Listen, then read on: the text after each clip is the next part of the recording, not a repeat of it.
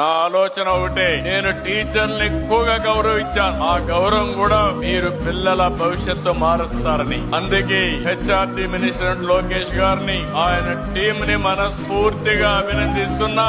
ఎన్ని అడ్డంకులు వచ్చినా ఎక్కడ కూడా ఇబ్బంది లేకుండా నేను పెట్టిన మొదటి సంతకాన్ని 150 రోజుల్లో అమలు చేసే బాధ్యత తీసుకున్నారు. అలాంటి వారిని అభినందిస్తూ, నీ మీద ఒక బాధ్యత ఉందమ్మా. నీ మీదనే కాదు, ఇక్కడ అందరి పైన ఉంది.